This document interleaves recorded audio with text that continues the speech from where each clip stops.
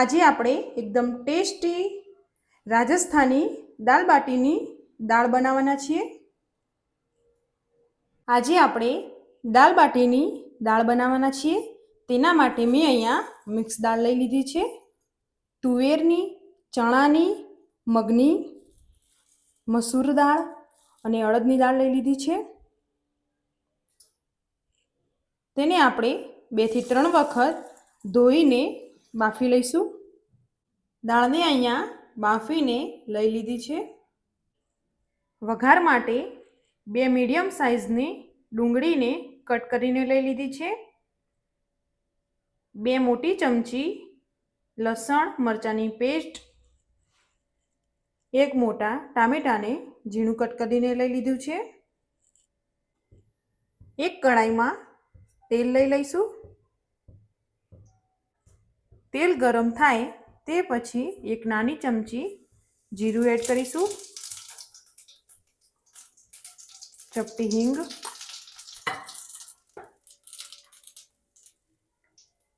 સૂકો મસાલો એડ કરીશું,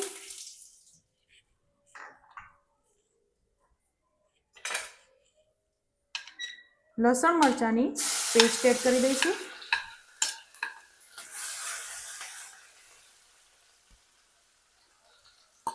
ડુંગળી એડ કરી દઈશું,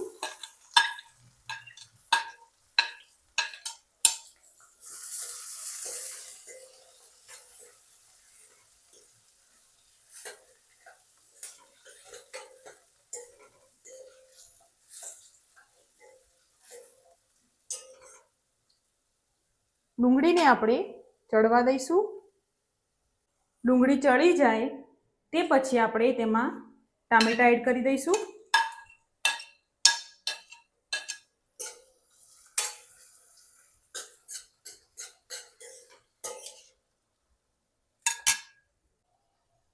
સ્વાદ પ્રમાણે મીઠું,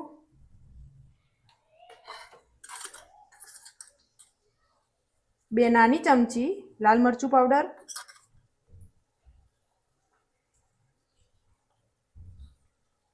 1 ચમચી હળદર,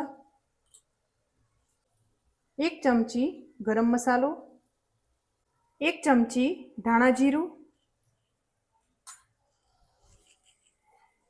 આ બધાને આપણે મિક્સ કરી લઈશું।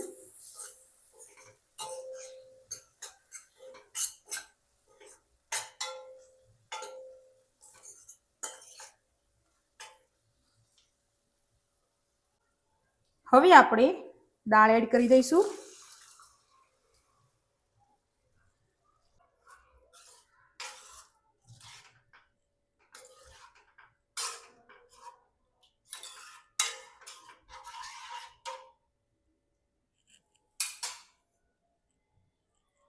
બે વાટકી પાણી એડ કરીશું।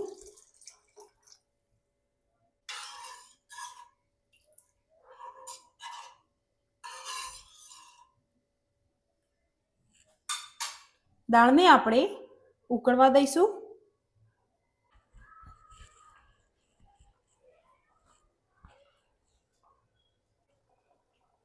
દાળ ઉકળે એ પછી આપણે નાનો એવો ટુકડો ગોળ એડ કરીશું। ઉપરથી આપણે ધાણા એડ કરીશું અને ઉપરથી આપણે લીંબુનો રસ એડ કરીશું અને ગેસને બંધ કરી દઈશું।